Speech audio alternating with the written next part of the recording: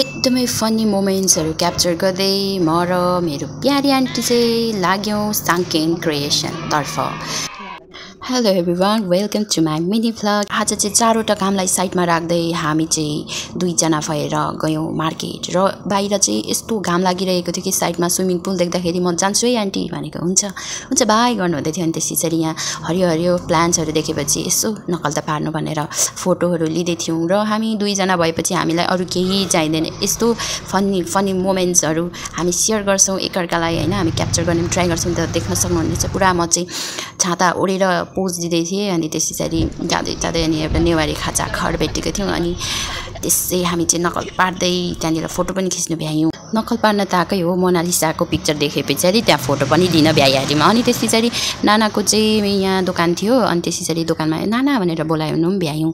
अनि त्यसपछि हाम्रो आन्टी चाहिँ फेरि संस्कारी भएर नमस्ते पनि दिनुहुँदै थियो र जाँदै सिलमसाकमा भएको ठाउँमा पनि देख्न सक्नुहुनेछ अलिकति फोटोहरु लिन हामी व्यस्त भयौं। अनि त्यसैगरी आज चाहिँ हामी फ्रीमा हरेक ठाउँको मार्केटिङ गर्दै जाँदै थियौं र कहिले नदेखेको जस्तै बुधबारे बजार आइपुग्यौं है हामी भनेर हामी चाहिँ भिडियोहरु क्याप्चर गर्दै थियौं।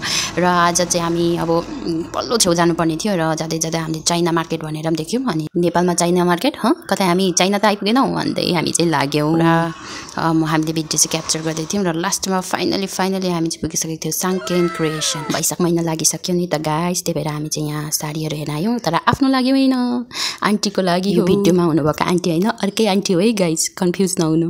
आफ्नो लागि कहिले शपिङ गर्ने हो बेहुलीको लागि हेर्न आएको, आफूले ट्राई गर्न पनि भ्यायौं। आज चाहिँ बोक्नु नसक्ने माला पनि मैले बोकेर आए गाइस। र त्यसपछि 25,000 30,000 कतिको माला लगाउने हो बहिनी भनेर आन्टीले त्यहाँ हामीलाई सबै 1 बाइ 1 देखाउनु हुँदै थियो। र हामीलाई चाहिँ यो एउटा चोली चाहिँ एकदमै पर्सनल फेभरेट भयो। र यो साङ्केन क्रिएसनमा चाहिँ सबै कल्चरल सामानहरु बेसी पाउँदो रहेछ। अनि राईहरुको लिम्बूहरुको हजुरहरुले देख्न सक्नुहुनेछ कल्चरल बेसी थियो। र मलाई त्यहाँ साइडमा उभिरहनु भएको दिदी देखेर कस्तो जेलस भयो गाइस। खै गएकोदेखि उभिएकै उभिन छोड्नु भएन, कस्तो राम्रो देखिएको कल्चरल ड्रेसले। र फाइनली हामी चाहिँ 1 घण्टा त्यहाँनिर यताउता सामान हेरिसकेपछि भोक पनि लागिसकेको थियो। अनि हामी चाहिँ गयौं हेलो बर्गर र एकदमै मिठो बर्गर र चिसो फेन्टा खाएपछि हामी चाहिँ घर फर्कियौं है गाइस। र आज चाहिँ यसरी नै हाम्रो चाहिँ दिन सकियो। र thank you for watching till the end, stay tune, see you soon in the next vlog, bye bye, take care।